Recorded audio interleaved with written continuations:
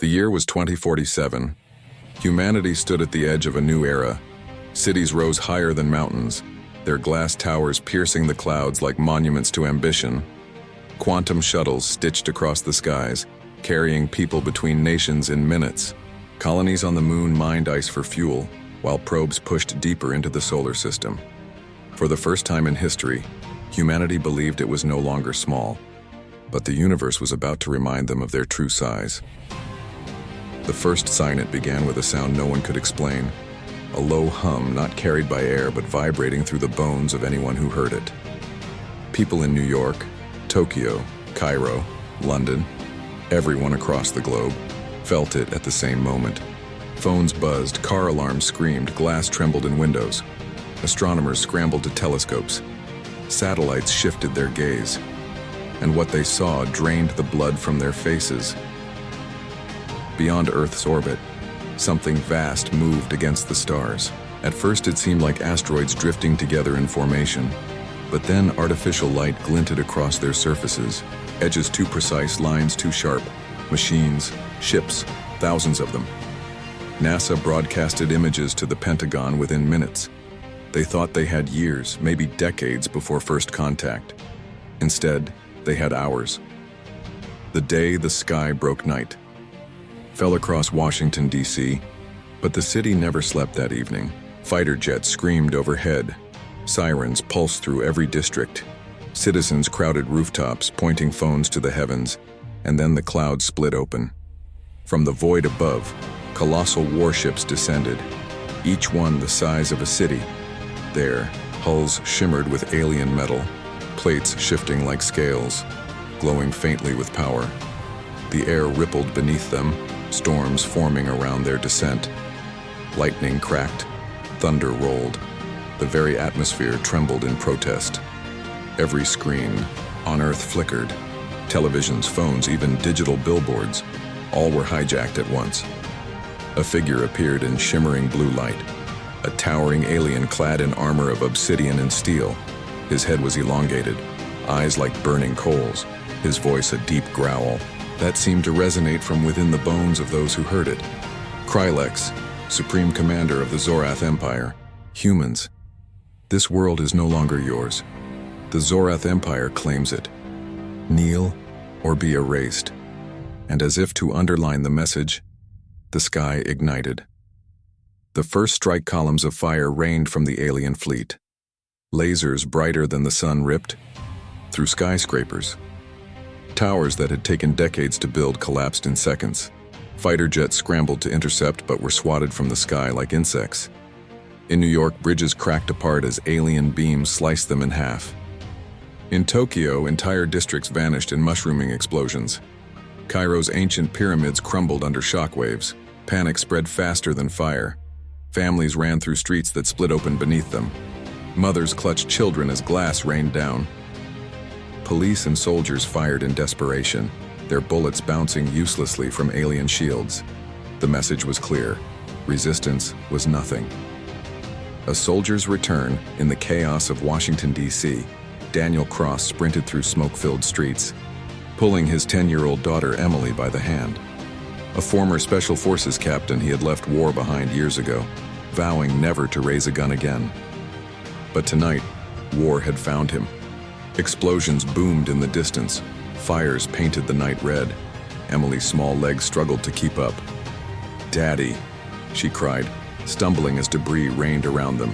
Daniel scooped her into his arms, shielding her from the falling glass. He ducked into a half-collapsed alley, his breath ragged. Emily looked up at him, eyes wide with terror. "Daddy, are we going to die?" For a moment, Daniel had no answer. The streets burned. The sky was filled with death. And yet, when he met her gaze, he found something stronger than fear. He tightened his grip on her and said with iron in his voice, "Not today, not while I'm still breathing." The underground hours later, Daniel and Emily found themselves among hundreds of survivors herded into an underground bunker beneath the Pentagon. Soldiers barked orders, setting up defenses. Engineers dragged generators into place. Children cried against the walls. Inside the command center, the air was thick with arguments. Generals, Politicians and scientists shouted over each other, their faces pale with panic. That was when Dr. Sarah Mitchell stepped forward, a woman in her late 30s, sharp-eyed, her white lab coat stained with soot. She had been studying the incoming signals since the first appearance. Her voice cut through the chaos. Their fleet isn't invincible. It's powered by a central energy core, what I believe is a crystalline matrix. Destroy that, and every ship in orbit will fall. The room went silent. One general slammed his fist on the table. Impossible. You're talking about infiltrating their mothership. We can't even scratch their shields. Another added, this is suicide. We need to negotiate, not throw ourselves into a death trap. But Daniel, standing near the edge of the room, spoke for the first time. His voice was low, calm, but carried a weight that silenced the room. Impossible, he said, is what humans break. Every eye turned to him, and in that moment, a spark lit within the bunker. A spark of resistance. The bunker shook again. Dust rained from the ceiling as another alien blast rattled the city above. Children screamed, soldiers steadied their rifles. Everyone knew safety was an illusion. The Zorath weren't here to conquer quietly. They were here to annihilate. Daniel pulled Emily close, wrapping his arm around her trembling shoulders. He could feel her heartbeat racing like a frightened bird. For years he had tried to give her a life without war, a childhood free from the horrors he himself had endured in deserts and jungles as a soldier. But fate had a cruel way of dragging him back to the battlefield. Dr. Sarah Mitchell paced in front of a screen filled with alien data. Numbers scrolled. Alien glyphs flickered as translation software struggled to keep up. Her voice was sharp, certain, cutting through the hopeless murmur of politicians. They're not gods. They bleed. Their technology runs on energy just like ours, only magnified 1,000 times. But centralization is weakness. One crystal powers all their ships. Destroy the crystal. Destroy the fleet. A senator scoffed. And how do you suggest we do that, Doctor? Throw rocks at it? Their shields shrug off nuclear weapons. Sarah's eyes narrowed. We find a way. Humanity has always found a way. The room erupted again in arguments. Daniel listened quietly, his jaw clenched. He had seen this before. Powerful men losing, their heads when leadership was needed most. In the field, hesitation meant death. And right now, hesitation would mean extinction. Emily tugged at his sleeve. Daddy, I'm scared. Daniel bent down, forcing himself to smile, though fear gnawed at his own chest. I know, sweet pea, but listen to me. You're stronger than you think. You've got your mother's courage. At the mention of her mother, Emily's eyes watered. Daniel felt the same ache. His wife lost years ago to illness, and now Emily was all he had left. The weight of memory. While the generals debated, Daniel slipped away to a quiet corridor. He leaned against the cold concrete wall, his mind dragged, back to darker times. Afghanistan 2027, the ambush. The day he lost half his squad because of a single bad call from command. The screams, the smoke, the promise he had made to himself afterward. Never again. Never another war. But what choice did he have now? This wasn't about politics. This wasn't about pride. This was about survival. About Emily. He opened the locket around his neck. Inside, a tiny hollow photo flickered. Emily as a baby, cradled in his late wife's arms. He clenched it until the edges dug into his palm. If war had found him again, he would embrace it. But this time he would not fight for medals or governments. He would fight for her. The resistance sparked back in the command chamber.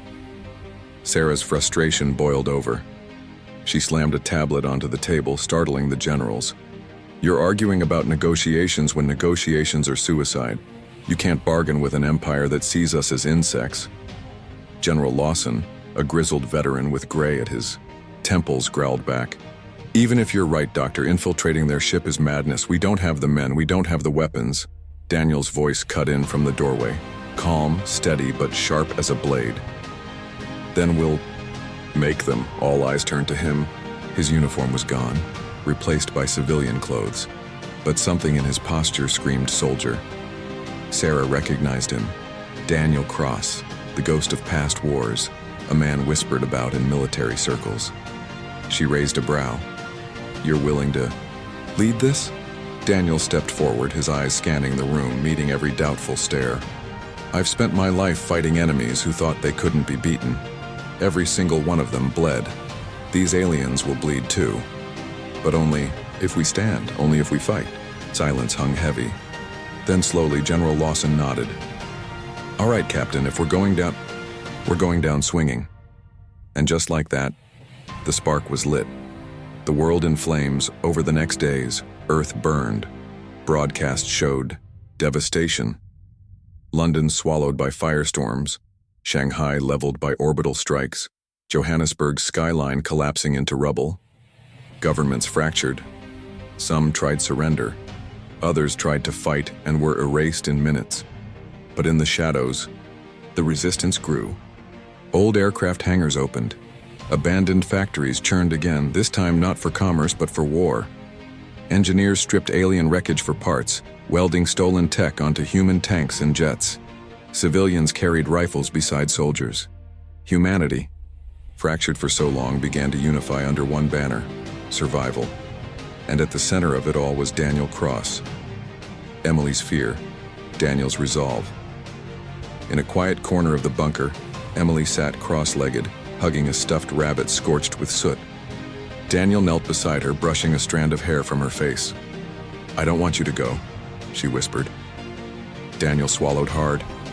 How could he explain that his absence might be the only thing ensuring her survival? He forced his voice steady. I'll come back, I promise. Her eyes searched his as if weighing whether promises meant anything in a world on fire. Finally, she nodded slowly, clinging to him as if letting go would mean losing him forever. Daniel hugged her tightly, committing the feel of her small arms to memory. He prayed it wouldn't be the last time.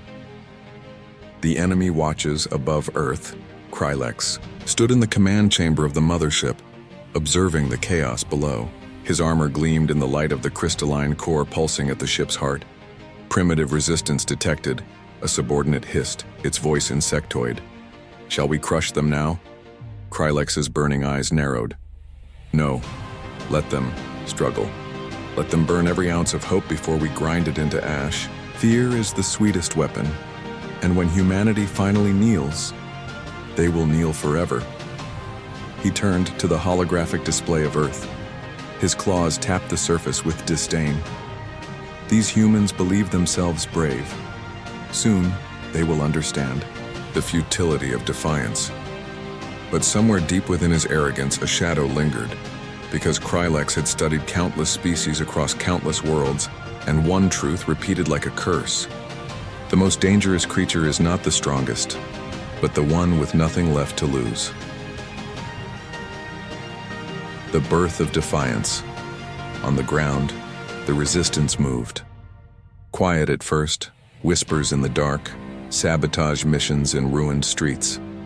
A patrol of alien drones found themselves ambushed by Molotovs and stolen plasma rifles. A lone fighter jet modified with alien thrusters managed to outrun an entire squadron before luring them into a mountain pass, where hidden artillery awaited. Each small victory fanned the flames of rebellion. Humanity was not kneeling. Humanity was learning.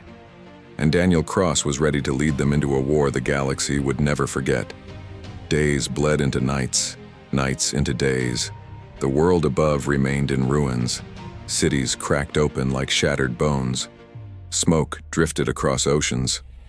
Millions were gone. Billions prayed for mercy that would never come. But in the bunkers, in the caves, in the ruins of fallen cities, something stirred. The resistance was no longer a rumor. It was an ember, glowing brighter each day. And at its center stood Daniel Cross. Once he had been a ghost, an ex-soldier trying to vanish into civilian life. But war had dragged him back. Now he was no longer hiding. Every plan, every strategy, every mission funneled through him. People trusted him not because he demanded it, but because in his eyes burned a fire they thought had gone out in humanity. He had something no alien fleet could understand. He had nothing left to lose. Sarah's plan in the underground bunker. Dr. Sarah Mitchell spread holographic schematics across the table. Alien glyphs glowed. Rotating models of ships flickered in the air. "This is their weakness," she said, pointing to the pulsating crystal structure at the core of the mothership. "This crystal feeds energy to the entire fleet. If it's destroyed, their shields collapse, their ships fall, they're vulnerable." General Lawson frowned. "We can't get near it. Their weapons tear through anything that moves, nukes don't scratch them." Sarah's tone was sharp. "Which is why we don't attack from the outside. We get inside." A hush fell. Soldiers exchanged glances. The very idea seemed insane. Daniel's voice broke the silence. "Then we'll get inside. Find a way. Build a way if we have to." Sarah studied him. There was steel in his voice, but also something else, an unspoken vow. He wasn't just fighting for Earth. He was fighting for Emily, training the forgotten. The days that followed were filled with grit and sweat. Old hangars became training grounds. Civilians became soldiers overnight. Farmers, teachers, engineers, even teenagers. Anyone who could hold a weapon was taught to fight. Daniel walked among them, correcting stances, showing how to move in cover, how to fire steady even when fear clawed at your gut. His voice was harsh but not cruel. "You don't get second chances out there. If you miss, you die. If you hesitate, someone you love dies. So you don't miss. You don't hesitate. You fight." Sarah, meanwhile, led engineers in retrofitting human tech with scraps of alien weapons, rifles with plasma coils, tanks patched with stolen shields, fighter jets reworked with alien thrusters. Imperfect, unstable, but it was all they had, and slowly, humanity's broken fragments began to look like an army again. Emily's question one night. Daniel sat with Emily in the bunker, polishing a modified rifle. Emily hugged her soot-stained rabbit, eyes big and unblinking. "Daddy," she whispered, "why do they hate us?" Daniel froze, staring at her. He wanted to tell her the truth, that the Zorath didn't hate humanity.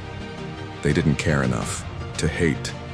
To them, Earth was just another rock to conquer, another species to erase. But Emily needed hope, not despair. "Because they're afraid of us," Daniel said softly. "They don't understand what it means to be human. They think we'll kneel, but we won't, and that scares them." Emily's lips curved into the faintest smile. For a child in a world burning, it was enough. First strike. The Resistance's first mission came at dusk. An alien patrol ship hovered low over the ruins of Baltimore, scanning for survivors. Its armor shimmered with shields, weapons glowing with eerie blue fire. Daniel led a squad of 20 fighters into the shadows of broken skyscrapers. Every breath was shallow, every heartbeat loud in the silence. "Remember," Daniel whispered into the comms, "we hit fast, we hit hard, then we vanish." The trap was set. Homemade EMP charges, primitive compared to alien tech but cobbled together with stolen cores, lined the street. The ship drifted lower. The signal was given. Boom! The charges detonated. The alien craft shuddered, its shields flickering. Plasma fire lit up the night as resistance fighters burst from hiding, unleashing everything they had. Bullets, rockets, plasma bursts scavenged from fallen aliens. The patrol ship roared in anger, beams cutting through buildings. Fighters screamed as men were cut down. But Daniel pushed forward, charging beneath the ship with a grenade launcher. "Now!" he shouted, firing into its underbelly. The explosion tore through its core. Flames erupted and the ship tilted, crashing into the street in a deafening roar. For the first time since the invasion began, an alien vessel burned on Earth. The Resistance didn't just cheer. They screamed. They cried. They believed. Krylex. Watches high above in the mothership, Krylex observed the destruction of the patrol ship. his claws clenched, eyes burning. "Resistance," he muttered, the word like venom. A subordinate approached. "Shall we crush them?" Krylex raised a clawed hand. "No. Let them dream. Let them believe they have power. Hope will drive them to gather, and then we will slaughter them all at once." His lips curled into something between a smile and a snarl. "Besides, I want to meet this human who dares to defy me." The first clash, it wasn't long before Daniel got his wish. 2 nights later, resistance fighters ambushed another alien unit in the ruins of Philadelphia. The battle was, brutal. Plasma fire scorched concrete, men and women fell screaming. But this time, Krylex himself descended, his black armor gleaming under the firelight. Daniel faced him in the shattered streets, his squad cut down around him. Krylex's voice thundered. "Human, you fight well, but you are an insect. And insects always die." Daniel, bloodied and battered, raised his rifle. "Funny thing about insect, and some of them bite back," he fired. Plasma tore across Krylex's armor, but the alien barely flinched. With a swipe of his blade, he sent Daniel crashing through rubble. Only Sarah's quick intervention with an experimental weapon saved him, the blast forcing Krylex to retreat. It wasn't a victory, not yet. But it proved one thing. The alien commander could bleed. The seeds of betrayal. As resistance numbers swelled, so did tensions. Supplies were scarce. Fear gnawed at even the bravest fighters. And in the shadows, temptation whispered. Not everyone believed humanity could win. Some saw survival in surrender. Others saw profit in betrayal. And among them, one man had already begun feeding Krylex information. But Daniel didn't know that yet. For now, he only knew one truth. The war had truly begun. The resistance had grown bold. Each skirmish left another alien patrol destroyed. Another small piece of hope returned to humanity. Songs were whispered in the bunkers. People spoke Daniel's name as if it were a promise that humanity would not fall quietly. But with every victory came cracks. Supplies dwindled. Families starved. Some fighters questioned whether Daniel's plan was madness. And in the dark corners, whispers of surrender grew louder.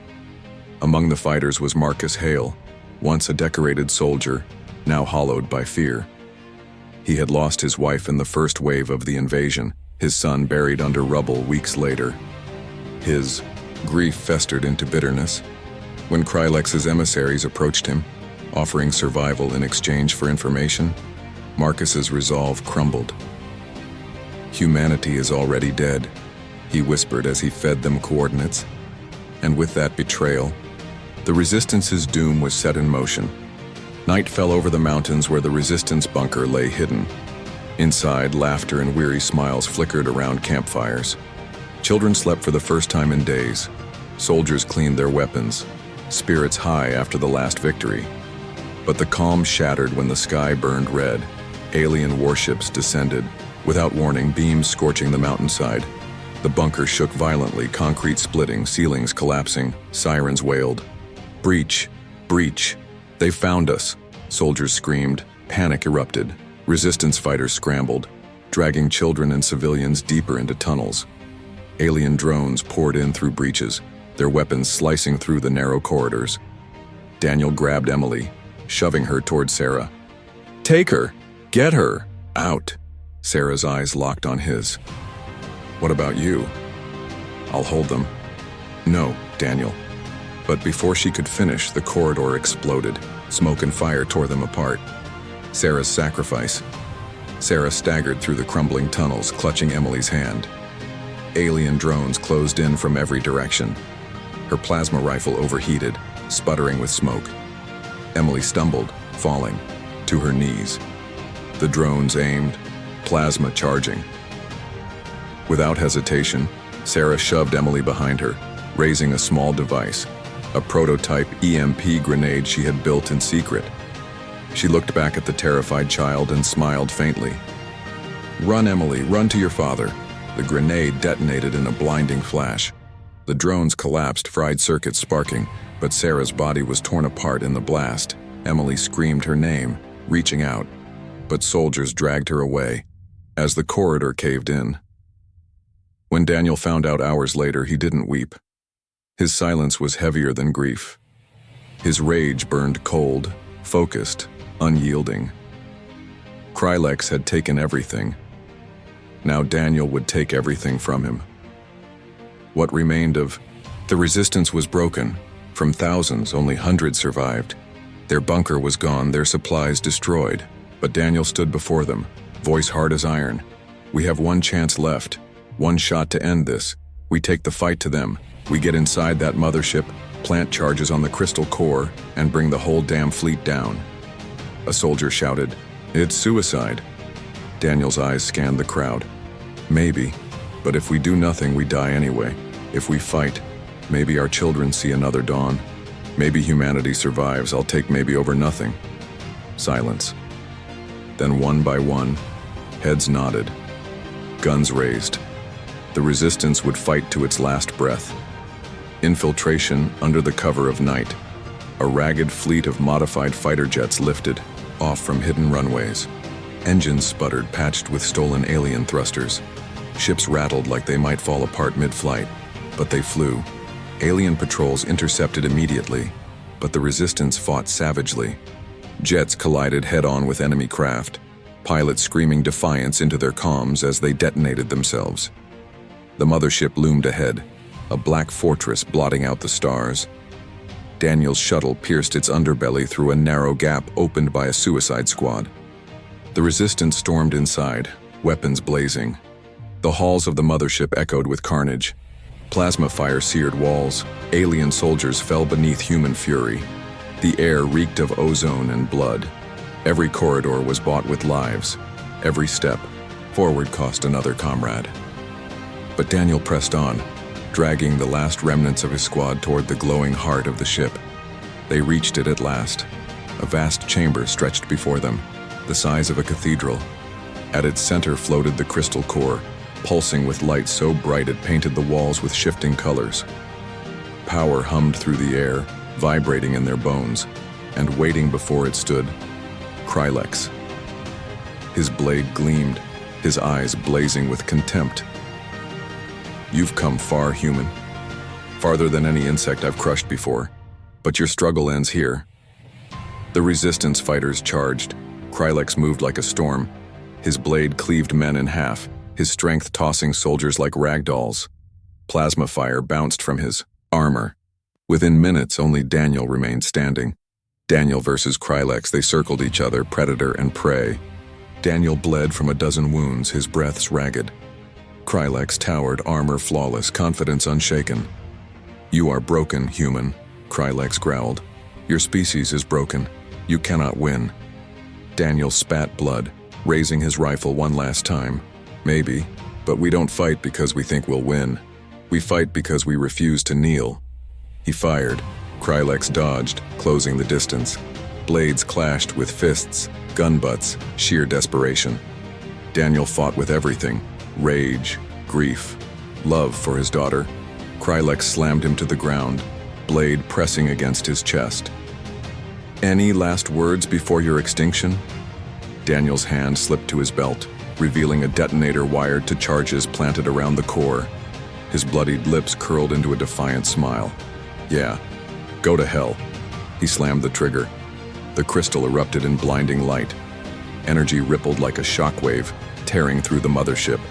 Krylex screamed, his form disintegrating in the blast from orbit. The entire alien fleet flickered, then collapsed. Ships burned in the atmosphere, crashing into oceans and deserts. Across the world, survivors watched the sky rain fire, and for the first time since the invasion began, they knew hope. As the mothership tore apart, Daniel staggered toward the core, his body broken. He pulled Emily's holophoto from his pocket, staring at it through the smoke. I promised I'd come back, he whispered, collapsing as the flames consumed the chamber. Maybe not today. And with that, Captain Daniel Cross was gone.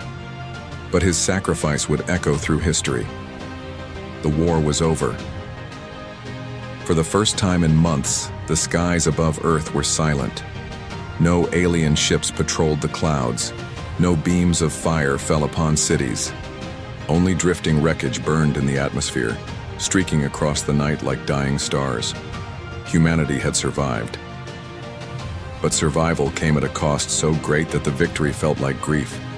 Cities lay in ruins. Whole nations were gone. Billions had perished. The earth itself bore scars that would last centuries. Forests burned to ash, oceans poisoned with debris, skies heavy with smoke. In the aftermath, silence was everywhere. Not peace, just silence. Emily sat on the steps of a broken church in what had once been Washington, D.C. Around her, survivors gathered to share scraps of food, makeshift fires keeping the night at bay. She clutched her father's old dog tags. In her small hands, her face pale but her eyes dry. She had cried all she could in the days after Sarah's sacrifice and Daniel's disappearance aboard the mothership. Now, her grief had become something harder, sharper. General Lawson approached, his uniform torn, his face lined with guilt. He crouched beside her. "Emily, your father saved us all. He gave us a future."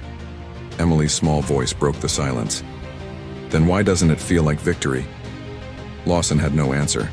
He simply put a hand on her shoulder. Weeks later, a radio signal went out across the fractured world.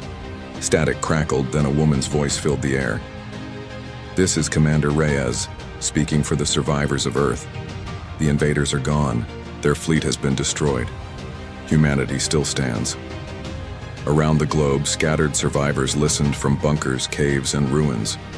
Farmers in fields paused their work. Children huddled around broken radios. Refugees lifted their heads. The voice continued, "We have lost much, too much, but we are alive. We will rebuild, and we will never forget those who gave their lives for this day." For the first time since the invasion began, hope spread not as whispers, but as a roar. Months passed. Survivors gathered in the ruins of New York, where the largest alien ship had fallen into the Hudson River, its broken carcass jutting from the water like the bones of a dead god. Here, they built a monument. It was nothing grand, just a wall of stone carved with the names of the fallen. At its center was Daniel Cross's name etched deeper than the rest. Emily stood before it, dog tags still in her hand. She placed them at the base of the wall, her voice trembling but steady.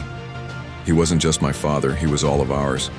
He fought so we could be free, and I promise, I'll live in a way that makes him proud." The crowd fell silent. In Emily's small voice, they heard the spark of the future. But far beyond Earth, in the cold void of space, the story was not over. Fragments of the alien fleet drifted through the stars. Some ships had escaped destruction, and among them were whispers, rumors of Krylex's death and of the human who had defied him.